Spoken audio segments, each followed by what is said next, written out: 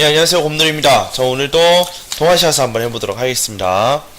자, 오늘은요, 인구의 증가와 학문의 발전에 대해서 보도록 하겠습니다. 자, 먼저 청나라에 대해서 먼저 살펴보고자 하는데요. 첫 번째로 급격한 인구 증가 배경이 되겠습니다. 어떻게 해서 인구 증가가 되었느냐. 첫 번째, 장기간의 평화. 두 번째, 농업 생산력의 증대. 세 번째, 의료기술의 향상입니다. 자, 먼저 장기간의 평화라고 한다는 것은 무엇을 의미하느냐면 이전에 있었던 3번의 난과 3번의 난이 아니라 3번이에요. 3번의 난. 그 다음에 정성공 세력 있죠. 이건 타이완이고요. 그죠? 이거는 그 청나라 내부에서 일어났던 이제 세 명의 그 번왕들이 일으킨 이제 반란이죠. 이 난을 언제 진압하냐면 17세기에 진압을 합니다. 그 이후로는 이제 크게 이제 굵직굵직한 전쟁들이 없었는데요. 그러다 보니까 명대 후기에 약 1억 5천만이었던 인구가 19세기 중반 때쯤이면 약 4억 3천만이 되면서 약 한 3배 정도 되는 그 양이 늘어나게 되는 것이죠. 그런데 이러한 인구 증가의 부작용이라는 것은 무엇이냐면 물가 상승, 그 다음에 환경 파괴, 그 다음에 실업자와 유민의 양산으로 나타나게 되는데요. 물가 상승한다는 것은 사고자 하는 사람이 많아지는 거죠. 예, 수요층이 증가하는 현상이 일어나게 되는 것이고, 두 번째 환경 파괴가 된다는 것은 인구 증가로 인한 환경 오염이라든지 또는 인구가 증가하게 되면 그만큼 그 사람들이 수용할 만한 땅이 있어야 되잖아요. 그러다 보니 거주지 확보하는 데 있어서 생기는 이 환경 파괴, 이제 이런 부분을 우리가 생각할 수가 있는 것이죠. 그 다음 실업자와 유민이 양산된다라고 하는 것은 인구가 늘었기 때문에 어떤 직업을 하고자 하는 사람들이 있죠. 직업 수요층이 증가한다는 겁니다. 즉 노동력이 증가한다는 소리인데, 이 노동력 증가가 어떤 노동력이냐면 과잉적으로 노동력이 늘어난다는 뜻이죠. 그러니까 어떤 일을 하는 것이, 그 일엔 어느 정도의 이 한계가 주어져 있어요. 그 이상의 사람이 필요하지 않기 때문에 더 이상 고용할 수가 없는데도 불구하고 사람들이 워낙 많으니까 상대적으로 그 일 값이라고 그러나요? 네, 임금이라고 그러죠. 예, 그 임금이 줄어들 수밖에 없는 것이죠. 어떤 부작용이 생기냐? 첫 번째, 사회가 불안해지고요. 그 다음에 농민봉기가 빈번하게 발생하고 비밀결사가 증가하게 됩니다. 또한 이러한 사회 불안, 참 거지같은 세상이 하면서 어떻게 이것들을 뒤집어 볼까 하는 농민 반란이라든지 비밀결사가 증가한다는 부분은 그렇게 좋은 내용은 아니게 되겠죠. 다음, 값싼 노동력으로 인해서 기술 발전과 생산 설비 개선에 미흡하게 된다. 무슨 말이냐면 되게 힘들고 정말 목숨 걸어야 되는 일인데 이 일조차 하고 싶어하는 사람이 어마어마하게 되니까 값싸고 그 다음에 언제든지 내가 편하게 쓸 수 있는 노동력을 찾게 되더라는 거죠. 그렇기 때문에 기존에 100원을 주고 일했던 사람들이 90원, 80원을 주고 일하는 사람들에게 밀려서 해고당하는 이제 그런 사태가 벌어지게 되는 것이죠. 즉 값싼 노동력들이 마구마구 들어오니까 그로 인해서 기술 발전의 필요성 또는 생산 설비를 늘려야 된다든지 그런 거에 대한 개선 사항이 전혀 없다라는 것이죠. 예, 그냥 소위 말하면 인건비로 남겨먹는 이제 그러한 부작용이 일어나게 되는 것입니다. 그 결과 이런 대도시권이나 그런 데에서는 인구들이 튕겨져 나가겠죠. 그런 사람들이 인구 이동을 시작을 해요. 그러다 보니까 현지인과 이주민의 갈등이 심화가 되고, 특히 동남연안에서는 개투가 만연해지면서 싸움이라는 게 일어나게 되고요. 그 다음에 동남아시아로 아예 나라를 떠나는 경우가 증가하게 되는 것이죠. 개투라고 하는 것은 무엇이냐면 마을이나 그 다음에 종족 상호 간에 일어나는 무기를 가지고 벌이는 싸움, 이거 우리는 개투라고 그럽니다. 예, 이런 개투가 증가하게 되더라는 거죠.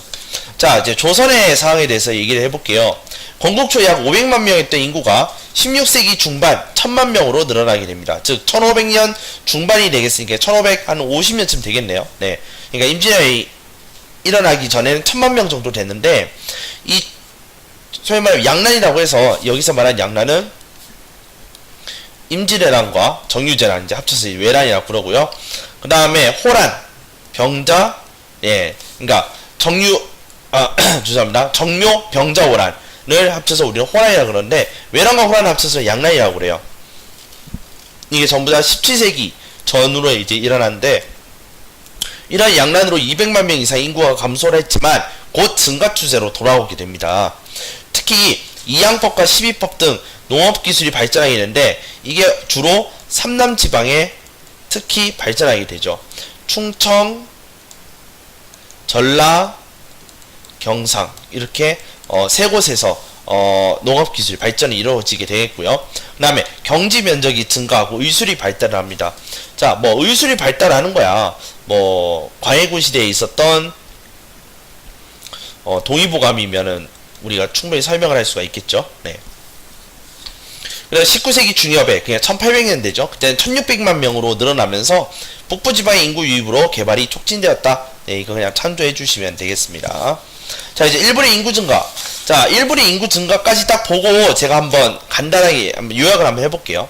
1700년도 초에는 약 1500만이었던 그 인구가 1800년대 초에서는 2500만으로 늘게 되었어요. 그래서 연 1%의 성장률을 가지고 이제 인구가 팍팍팍팍 늘어나게 됐다고 볼 수가 있겠어요. 첫 번째 이유가 경제 대규모 증가, 두 번째 농업 생산량 증가, 세 번째 의료 수준의 향상이에요. 그로 인해서 출생률이 증가하고 사망률이 감소하죠. 요 내용은요, 정말 이게 인구 증가하는 데 있어서 기본적인 그런 배경들이라고 보시면 돼요. 청나라도 그렇고 조선도 그렇고 일본도 그렇지만 경제의 대규모 경지가 증가하고 농업 생산력이 증가하며 의료 수준이 향상을 하게 되는 것. 이 세 가지는 거의 어떤 나라든지 간에 그 같이 움직이는 부분이라고 보시면 되겠습니다. 그러다 보니까 자연스럽게 출생률이 증가하고 의료 수준이 향상하니까 자연스럽게 이전보다는 어때요? 사망률이 감소하겠죠. 그렇죠? 그러니까 요러한 그 하나의 일련의 그 좀 보편적인 그런 배경들이 세 나라에 이제 주로 나타나게 되었어요. 자, 근데 일본의 18세기 후반부터는 영주의 수탈이 이제 빈번하게 일어나고, 그러니까 수탈이 심화가 되고, 그다음에 자연재해가 동시에 터지며 전염병도 같이 일어나면서 인구 증가가 더 이상 이루어지지 않게 되었다. 18세기 후반에는 그렇다. 이렇게 보시면 되겠습니다. 자, 베트남의 인구 증가에 대해서 볼게요. 베트남도 마찬가지예요. 사회가 안정되면서 인구가 유입이 되는데, 자, 인구가 유입이 된다는 것은 이제 바깥에서 들어온다는 뜻이겠죠? 그래서 인구가 급속하게 증가한 것으로 추정이 되고 있다. 즉, 사회가 안정됐다라는 것은 더 이상 전쟁이라는 것이 없다라고 우리가 볼 수가 있겠죠. 16, 18세기 때에는 인구 증가가 잠시 정체가 됐는데 왜 그랬냐면 2세기에 걸쳐서 남북조가 서로 분열이 일어났기 때문에 그래요. 한 나라의 남쪽 나라와 북쪽이 서로 분열을 일으키면서 서로 싸웠기 때문에 그렇다. 그런 전쟁과 잇따른 자연재해가 원인이 되어서 인구 증가의 정체가 이루어지는 시기가 16, 18세기다 라고 보시면 되겠습니다. 자, 이제는 우리의 두 번째 주제인 학문의 발전에 대해서 보도록 할게요. 먼저 양명화에 대해서 좀 보려고 하는데요. 자, 양명화의 배경은 첫 번째, 명나라 때에 이제 주류 학문이었죠. 성리학이 관학화가 되면서, 관학화의 다른이 아니라 딸은 교조화, 그 다음에 사회 변동 이렇게 되겠는데요. 자, 뭐 사회 변동이야 뭐 이제 청나라가 이제 바뀌어가는, 즉 명나라가 쇠퇴하는 가운데서 사회가 이제 급변하게 되는 거죠. 그런데 이 관학화를 하게 되면 두 가지 형태로 나타나게 돼요. 성리학이 관학화가 되면은 어떻게 되냐? 도덕적 통치를 위해 성리학이 강조가 돼요. 두 번째로 무엇이냐면 과거 합격을 위한 이제 수단화가 되는 거죠. 그러니까 도덕적 통치를 위해서 성리학이 강조가 되면서 동시에 과거 합격을 위한 수단이 되는 것이 역시 성리학이 되더라는 거죠. 그러니까 그 나라의 관학으로 자리 잡으면 이러한 두 가지 형태로 이제 띄게 되는데, 이것이 점점 심화가 되면은 교조화라는 것이 일어나게 돼요. 교조화라는 뜻은 무엇이냐면, 신앙이 아닌 것이 신앙처럼 여겨지는 현상, 이거를 우리는 교조화라고 이야기를 해요. 예. 그러니까 신앙이 아닌 것이 신앙이 되는 것을 우리는 교조라고 그래요. 그러니까 한마디로 절대화라고 얘기할 수가 있죠. 그러니까 모든 것을 성리학에 맞춰서 얘기를 하고, 성리학에서 어긋나는 것들은 무조건 배척을 하고요. 그 다음에 성리학에서 어긋난 학문이 나오는 거는 사문난적이라고 해서 소위 말하면 우리식으로 얘기하면 이단이 되는 거예요. 이단이기 때문에 그런 이단을 믿는 사람들을 무조건 죽여야 되는 거야. 그런 교조화의 현상이 나타나게 되는 것이죠. 그러다 보니까 왕수인 또는 왕陽明 선생은 심증리를 강조를 하였고 평등을 내세웠으며 지행합일의 양명학을 만들게 되는 것이죠. 자, 심증리라는 것은 무엇이냐? 마음이 곧 이치래요. 그래서 마음이 곧 만물의 진리이다. 이게 바로 심증리고요. 그 다음에 평등 강조는 무엇이냐면 본질적으로 평등하다. 인간은 본질적으로 평등한 존재입니다 라고 얘기하는 것이 바로 평등을 강조하는 것이고, 지행합일은 아는 것과 행동을 하나로 해라. 너가 이만큼 많이 알고 이러면은 행동을 똑바로 해라. 이제 요 얘기가 바로 지행합일에 대한 내용이 되겠습니다. 그러다 보니까 이 양명학은 사대부와 서민과 상공업자로부터 환영을 받았는데, 지나친 공론화가 바로 이 양명학의 한계가 되었다라고 보시면 되겠습니다. 그러니까 양명학에 대해서는 배경과 그 다음에 이 양명학에서 강조하고자 하는 내용이 있죠. 예, 요 내용을 위주로 해서 여러분들이 공부하시면 될 것 같아요. 자, 그 다음 고증학에 대해서 보도록 하겠습니다. 자, 고증학. 자, 명나라 말 서양학문의 유인 및 상공업의 발달로 경세치용 실사구시 이런 말이 나오는데요. 자, 먼저 경세치용이란 말이 무엇이냐면 간단하게 얘기하면, 간단하진 않을 것 같아요. 현실 사회에 대한 실용적 관심에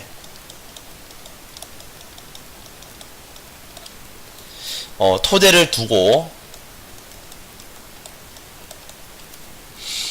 학문 연구라든지 또는 그런 사회와의 관계, 사회와의 관계를 긴밀하게 추적하는 경향?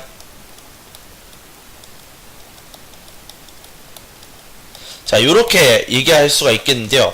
경세라는 말 자체가 무슨 뜻이냐면 국가나 사회를 질서 있게 유지시키는 경제, 정치, 사회 활동을 우리는 경세라는 말을 쓰고, 치용이라고 하는 것은 현실의 문제를 효과적으로 해결하기 위해 적절한 제도나 방법을 갖추고 그것을 실천적으로 활용한다는 의미예요. 그러니까 경세치용이라는 것은 무엇이냐면 국가나 사회를 질서 있게 유지시키려고자 하는 그런 현실적인 문제를 효과적으로 해결하기 위해서 학문적인 것과 그 다음에 사회의 그런 관계를 긴밀하게 연관지어서 해결하고자 하는 것, 이것을 우리는 경세치용이다 라고 얘기할 수가 있겠어요. 아무튼 기본적으로 뭐냐, 현실 사회에 대한 실용적 대처 방안에 대해서 관심을 가지는 것을 우리 경세치용이다 라고 얘기할 수가 있겠어요. 그러면 실사구시란 무엇이냐? 자, 눈으로 보고 듣고 손으로 만져보는 것과 같은, 그러니까 우리는 무슨 오감을 이용한 소위 말해 이제 줄여서 얘기하면 오감이라 할 수가 있겠죠. 오감을 느끼는 것과 같은 경험? 네, 또는 실험이라고도 볼 수 있죠. 실험과 연구를 거쳐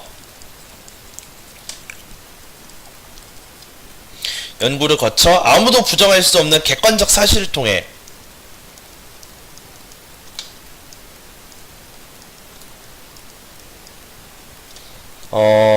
정확한 판단과 해답을 얻고자 하는 거죠. 정답을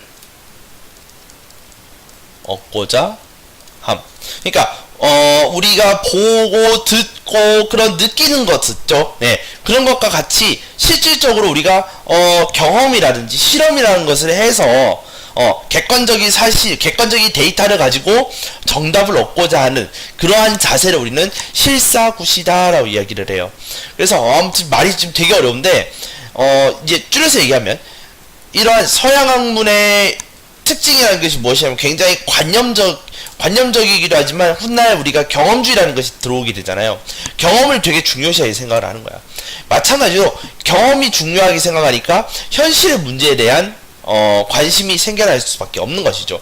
그래서 현실 사회에 대한 실용적 관심의 토대를 두면서 그러한 것을 실질적인 우리 경험과 실험과 연구를 통해서 객관적인 사실을 뽑아내 그것에 정답을 얻고자 하는 그러한 학문 경향이 나타나게 되는데 이것을 우리는 고증학이다라고 이야기를 해요. 그래서 황종이나 고현무 같은 사람은 특히 경세치용 부분에 대해서 더 중요시하게 생각을 하고요. 경전이나 역사서나 금성문이라고 하는 것은 뭐냐면 뭐 이제 돌이나 이런 데에서 이게 찍어가지고 이게 그 탁본같이 이렇게 만들어서 이렇게 찍은 이제 그런 것들 우리 금성문이라는데 이런 금성문들을 실질적으로 연구하는 객관주의와 실사구시를 강조하는 거예요. 결국 이게 실사구시라는 말이 중요한 거죠. 그러니까 그러니까 금성문이나 역사서나 경전을 실제적으로 그냥 객관적으로 이제 뽑아내서 이것에 대한 정답을 얻고자 하는 이것이 바로 실사구시다라고 보시면 되겠어요. 그래서 이런 청의 대규모 편찬 사업, 즉 사고전서로 발전하는데 사고전서를 우리식으로 얘기하면 백과사전이라고 보시면 돼요. 청나라가 했던 대규모 사업 중에 하나가 사고전서를 만드는 건데 청나라 자신들의 것, 그 다음에 한족의 것, 이제 그런 여러 가지 그 서적들을 한꺼번에 모으기 시작을 해요. 쭉 모아서 여기서 역시 사상 통제가 들어가는데 자기 그 청나라가 이 사고전서를 펴는 데 있어서 사상적으로 문제가 될 만한 것들은 빼고 그 외의 것들을 이제 집어넣기 시작하는 거야. 그러다 보니까 유학도 들어가고 불교도 들어가고 이것저것 다 들어가는 거예요. 아시겠어요? 네. 그런 것을 우리 사고전서라고 그러는데 그런 사고전서로 발전하게 되고요. 또한 이런 고증학은 현실 문제에서 벗어나서 문헌학적으로 이제 실증에 몰두하려는 경향이 나타나게 된다. 그러니까 현실 문제를 벗어나서 문헌학적, 아까 경전, 역사서, 금성문 이런 거 있죠. 책에 대한 실증적인 연구를 하고자 한다라고 보시면 될 것 같아요. 어쨌건 고증학이라고 하는 것은 이전에 있었던 그런 양명학과 비슷한 궤를 하는데 조금 더 현실 사회에 대한 관심, 조금 더 객관적인 사실을 통해서 실증적으로 나아가고자 하는 학문이 고증학이다라고 제가 말씀드릴 수 있겠어요. 지금 제가 설명을 굉장히 많이 했는데 다 듣고 싶지 않다 그러면 쭉쭉쭉 넘겨서 제가 방금 했던 그 한 문장 있죠. 예, 그것만 제대로 아셔도 고증학은 충분할 것 같아요. 자, 공양학에 대해서 볼게요. 청 말기인 19세기 1800년대죠. 대외적인 위기가 발생을 하기 시작을 해요. 즉, 이 청나라 말기에는 동아시아 전체적으로 그 서양 세력들이 이제 들어오기 시작을 하는데 이 청나라 말기가 이제 되게 이제 그런 침략이 더 이제 빈번하게 일어나기 시작을 하죠. 그러니까 대외적인 위기가 발생하는 거예요. 자, 고정학의 중립성에서 탈피를 해서 주관적인 가치 판단을 중요하게 생각을 하며 현실을 비판하여 개혁을 추구하고자 한다. 개혁을 추구하고자 한다는 말에 여러분들 조금 중요하게 좀 생각을 해줬으면 좋겠는 게 이것이 누구한테 영향을 끼치게 되냐면 캉유웨이라는 사람에게 영향을 끼치게 돼요. 캉유웨이는 우리가 뒤에 무엇을 배우냐면 청나라 때에 일어난 변법 자가운동에 대해서 우리가 보게 될 겁니다. 캉유웨이의 변법 자가운동, 이제 여기에 영향을 끼치게 되는 것이 바로 공양학이다라고 말씀을 드릴 수 있겠어요. 자, 그럼 그 가운데서 조선은 어땠느냐? 마찬가지예요. 조선도 청나라와 비슷한 궤를 따라갑니다. 성리학이 절대화되고 교절되고 형식화가 되면서 예학이 발달하는데요. 이때 윤유하고 박세당 이런 사람들이 이런 성리학의 현실적인 문제를 해결하지 못하는 부분을 비판하다가 사문단적으로 몰려서 죽어요. 예, 그 정도로 성리학이란 이 틀에서 벗어나는 것 자체를 굉장히 용납을 하지 않는 거야. 그게 절대화하고 교조화하고 형식화가 됐다라고 말씀을 할 수가 있겠어요. 그러다가 17세기 정제조 강화 이 사람들이 어떤 사람들이냐면 기본적으로 이 소론에 해당되는 사람들이에요. 예. 이 소론학자들의 이 정제두 대표적인 사람이 정제두인데 정제두의 강화파 이런 사람들이 양명학을 받아들여서 연구를 하기 시작을 해요. 그래서 실천성을 강조하고 성리학이 그러한 절대화가 되는 부분에 대해서 비판하기 시작하는 거예요. 그러니까 너네가 자꾸 절대하고 교조하고 형식화 이렇게 하니까 엄한 사람들을 조지는 거예요 이 새끼들아, 이런 뜻이에요. 그러면서 너네가 무슨 맨날 앉아가지고 책만 읽고 지랄이요, 이거를 뭐 해야 되는데 실천을 해야지 왜 공부만 하고 그래요. 그러니까 머리만 졸라 커지는 거 아니에요 대두자, 이렇게 얘기하는 거지. 자, 요게 바로 양명학이에요. 그런데 소론이라는 집단 자체가, 초론이라는 이 붕당 자체가 노론의 그런 일당 전제와 양상 중에 있었기 때문에 소론은 그 역할, 그 파워가 그렇게 미미했던 것이었고, 그러다 보니 자연스럽게 정제들의 강화파가 추가했던 양명학은 유행하기가 어려웠다라고 볼 수가 있겠습니다. 영향이 미흡했다라고 볼 수가 있겠죠. 자, 서학의 천주교에 대해서 볼게요. 천주교, 즉 가톨릭교죠. 가톨릭교는 처음부터 종교로서 들어온 게 아니라 서양의 학문의 하나로서 들어왔어요. 그래서 처음부터 막 성경이 들어오고 막 그게 아니라 성경과 함께 안경이라든지 그런 서양 문물들이 같이 들어오게 돼요. 그래서 와 이게 이 뭐냐 이거 하면서 막 이렇게 신기해가지고 보면서 자연스럽게 하나님을 믿게 되었다라는 거죠. 예, 이제 이렇게 해석을 할 수가 있어요. 그러다 보니 양반과 중인들 중에서는 이런 천주교 신자들이 생겨나게 돼요. 대표적인 사람이 정약용 선생이고요. 그리고 그의 뭐 친구들이고 친척들이고 막 믿기 시작을 해요. 결국은 정약용 역시 이런 천주교를 섬긴 것 때문에 좀 화를 입긴 하겠지만, 자, 신학에 대해서 볼게요. 자, 그러다 이제 신학으로 넘어오게 되는데, 청나라의 고증학과 서학의 영향을 받으면서 역시 이제 영향을 받죠. 고증학처럼 조선 후기의 사회 경제적 변동 과정에서 이 성리학이 절대화가 된 것만큼, 절대화가 됐으면은 뭔가 해결책이 나야 되잖아요. 근데 성리학은 그런 해결하는 데 있어서 그 파워가 부족을 했어요. 무슨 말이냐면 해결책을 제시하지 못했다는 뜻이죠.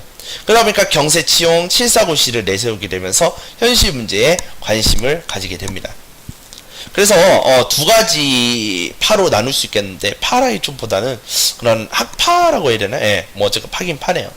자, 농촌사회의 안정과 국가 재정 확보를 위해서 토지개혁을 강조하고자 하는 사람들이 등장해요. 이런 사람들 우리는 뭐라 하냐면 중농학파라고 그러고, 또 다른 말로 뭐라 하느냐, 경세 치용학파다라고 이야기를 해요. 대표적인 사람이 이 세 사람이에요. 유영원, 이익, 정약용이 중농학파예요. 그 다음에 상공어지능과 기술혁신, 청해 문물 수용으로 이용우생을 강조한다. 이용우생은 무엇이냐면 풍요로운 경제와 그 다음에 행복한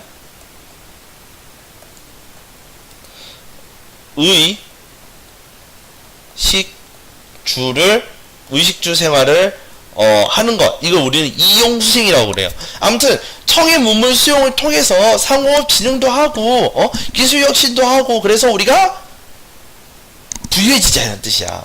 즉 실력을 키우자는 뜻이 되는 것이죠. 그래서 우리는 이 사람들을 뭐라 싫어하냐, 상공업을 중요시한다 해서 중상학파라고도 이야기를 하지만, 반대로 청해 문물 수용하자라는 말도 또 있기 때문에 북학파다라고도 이야기를 할 수가 있어요. 그래서 홍대용, 박지원, 박재가 이런 사람들이 대표적인 사람들이 되는 거죠. 한 명만 더 할게요. 유수원이라는 사람도 있다라는 거 기억해 주세요. 유수원도 같은 중상학파다라고 우리가 묶을 수가 있겠습니다. 자, 국학입니다. 국학은 이제 이 부분 지금 한국사 시간이기 때문에, 한국사에 관련된 내용이기 때문에 자 볼게요. 중국 중심의 세계관을 비판하면서 우리 역사 지식에 대해서, 지리에 대해서 적극적으로 연구하고자 하는 사조가 등장하게 되는데, 그게 바로 국학이에요. 국학. 우리 것을 하자. 그래서 동사강목, 발해고, 택리지, 대동여지인데, 이 발해고에서, 유독공의 발해고에서 발해에 대한 연구가 이루어지고, 유독공에 의해서, 그 다음에 발해가 우리나라의 역사의 하나였다라는 것을 주장하고 있는 것이 바로 유득공의 발해고가 되겠습니다. 그 다음에 뭐 이중환의 택리지 같은 경우에는 뭐 백두대간 이런 얘기를 하면서 어떤 자리가 좋고 그런 자리는 어떻고, 그 다음에 우리가 사는 데 있어서 최고가 어디고 그런 거에 대한 좀 지리에 대한 내용이 담겨져 있는 것이 바로 택리지가 되겠고요. 대동여지도는 우리나라의 모양새를 좀 실증적이고 실측적으로 이렇게 객관적인 데이터를 통해서 그리게 된 최초의 우리나라 전도다라고 이야기를 할 수가 있는 게 바로 대동 여지도가 되겠습니다. 가장 잘 만들어졌고, 그 다음에 이 대동 여지도가요 정말 이게 책으로 되어 있는데 이 책을 다 펴면 이 대동 여지도 어마어마하게 크거든요. 근데 그거만큼 정말 축적법도 사용하고 이제 그렇게, 그리고 하나하나 꼼꼼하게 다 표시가 되어 있다는 걸 우리가 나중에 확인해 보시면 되겠습니다. 자, 이제 일본에 대해서 한번 얘기를 해볼게요. 자, 일본의 나카에 도주라는 사람이, 그러니까 나카에의 도주가가 아니라 나카에 도주라는 사람이 하나의 이름이에요. 이 나카에 도주라는 사람이 신분과 상관없이 모두 평등하다고 주장을 하면서 막부타도를 주장하는 무사들이 이를 수용을 하기 시작을 합니다. 나카에 도주가요, 이건 읽어드릴게요. 유교 사상에 입각하여 사회 질서의 필요성을 인정하였어요. 그래서 충보다는 효를 강조하였고, 우주의 근본 원리는 인간 마음에 존재하며 진정한 인간의 도는 직관과 자기 성찰을 통해 찾아낼 수가 있다고 합니다. 자, 실천을 강조하고 인간의 행동에 중점을 둔 지행합의를 강조합니다. 기본적인 양명학의 그 이론을 다 설명을 하고 있어요. 거기에 특별히 또 무엇이 포함되어 있냐면 사회와 제도 개혁에 대해서 실천적 성격을 제시하고 있어요. 그러다 보니까 막부를 타도하고자 하는 사람들이 이것을 받아들이게 되는 거예요. 대표적인 게 개혁론자. 야, 이래가지고는 안 되겠어 우리나라. 그 다음에 국수주의자. 아니 우리 지금 멀쩡하게 천황이 지금 살아있는데 이게 막부 이거 쇼군 전마가 뭐라고 지금 지 혼자서 이렇게 통치하는 거야 하면서 불만을 가지고 있는 국수주의자들, 이런 사람들이 이 나카에 도주에 양명하게 좀 심취하게 되는 것이죠. 자, 두 번째로 고학입니다. 고학. 자, 이 고학은요 옛 꽃자를 써서 옛날의 공맹사상을 받아들이자. 그래서 공맹사상 때 유학으로 돌아가야 돼. 그래서 그리고 이것을 실증적인 방법을 통해서 연구를 해야 돼. 그러니까 이걸 통해서 현실 정치에 관심을 가지게 되는 거예요. 사실 공자하고 맹자가요 그 성리학에 있었던 그런 내용처럼 되게 어렵게 얘기를 하진 않았거든요. 맹자와 공자는요 이 세상을 살아가는 데 있어서 왕이 어때야 되고, 그 다음에 사람을 어떻게 대해야 되고, 인이 무엇이고 예가 무엇이고 이런 거에 대한 내용을 주로 많이 얘기를 했어요. 그러다 보니까 자연스럽게 현실 정치에 대한 내용도 좀 다루게 되는 부분도 있는 것 같아요. 그래서 이 고전 연구를 통해서 현실 정치에 관심을 가지고자 하였다라고 이야기를 할 수가 있겠어요. 그래서 대표적인 사람이 야마가 소코라는 사람이 있고, 그 다음에 이토 진사이, 그 다음에 오규 소라이. 네. 그래서 야마가 소코, 이토 진사이, 그 다음에 오규 소라이. 이제 요런 사람들이 대표적인 사람이다라고 볼 수가 있겠습니다. 지금 글씨가 되게 날아가네요. 죄송합니다. 자, 그러면 세 번째, 국학. 국학이라고 하는 것은 그 나라의 학문을 하자는 뜻이에요. 그래서 일본 고대의 문헌에 기들어 있는 일본의 정신으로 들어가자. 그러니까 우리나라의 정체성을 연구하자. 이게 바로 국학이 되겠습니다. 그래서 모토리 노리나가의 고사기 이런 것들을 연구를 하고, 그다음에 대일본사 이런 것들을 연구하는데, 대일본사는 이제 미토번의 도쿠가 미츠쿠니가 이제 이거를 이제 만들었다고 그래요. 그래서 천황에 대한 충성심을 강조한다. 그래서 이 천황에 대한 충성심을 강조하면서 이 책을 통해서 어떤 영향을 끼치게 되냐? 에도 막부 말기에 존왕 양이 운동에 영향을 끼칩니다. 존왕, 왕을 이제 이제 받들어. 그러니까 여기서 왕이라는 것은 천황이 되겠죠. 천황의 뜻을 받들어. 양이 오랑캐 이자예요. 오랑캐를 양 쫓아내자. 는 운동이 바로 무엇이냐면 바로 존왕양이 운동입니다. 네. 그다음 마지막 난학인데요. 난학은 네덜란드 학문을 우리는 네덜란드에서 넘어온 학문을 우리는 난학이라고 그래요. 그래서 서양의 자연과학과 의학 등 연구에 무슨 말이냐면 서양의 학문을 이 당시에는 네덜란드를 통해서 많이 받았기 때문에 난학이라고 이야기를 합니다. 그래서 막부가 19세기 초 난학을 담당하는 전문 부서를 설치하고 각지의 난학 교수들을 설치하며 스기타 겐파쿠가 해체 신서라는 걸 번역하여 간행한다. 어쨌건 이 난학이라고 하는 것은 서양 학문이다라고 보시면 되겠습니다. 자, 지금 오늘 배웠던 내용이 굉장히 좀 우후죽순한데요. 제가 간단하게 설명을 해서 오늘 인구의 증가에 대해서 배웠는데 인구 증가의 가장 대표적인 것은 의술이 발달하고 그 다음에 농업 생산력이 증가하며 자연스럽게 농업 생산력이 증가하니까 농경지도 증가하게 돼요. 이제 경지의 증가 이렇게 얘기해서 농경지가 증가하고 마지막으로 기본적인 것이 무엇이냐면 장기간의 평화가 되겠습니다. 이러한 기본적인 네 가지의 형태가 있으면은 자연적으로 인구가 증가하게 돼요. 우선 의술 발달을 통해서 사망률이 떨어지고요. 그 다음에 반대로 출생률이 늘어요.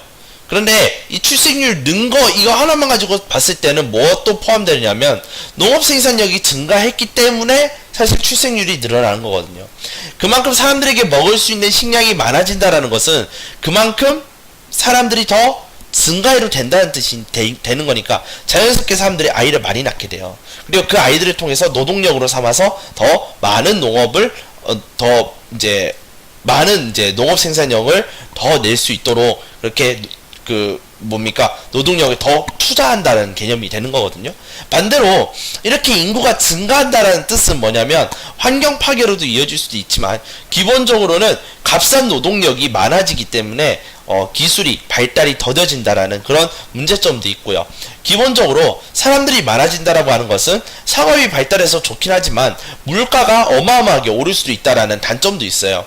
왜냐하면 지금과 같이 공장제로 찍어내는 것이 아니라 이 공급이라고 하는 것이 대단히 한정되어 있고 이 상공업이라는 것도 역시 생산하는 데 한계가 있는데 인구는 이 생산량보다 더 많은 속도로 더 빠른 속도로 증가하고 있기 때문에 당연히 무엇이냐 공급과 수요가 맞지가 않는다라는 거죠.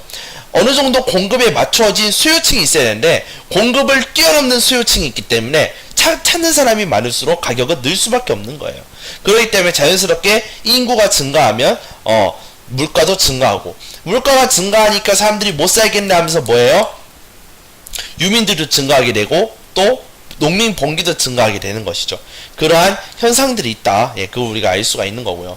학문의 발전이란 것은 기본적으로 이 유학이 발전하게 되는데 기존의 성리학 체제였던 것이 현실 문제를 제대로 해결하지 못하면서 양명학이라든지 그 다음에 이 시기상으로 양명학 다음에 고증학이 들어온다든지 또는 고증학에서 청나라 같은 경우에는 공양학이 들어오는데 이 공양학에 대한 내용은 조선이나 일본은 없고 이 고증학에서 우리나라는 실학이라는 이름으로 그 다음에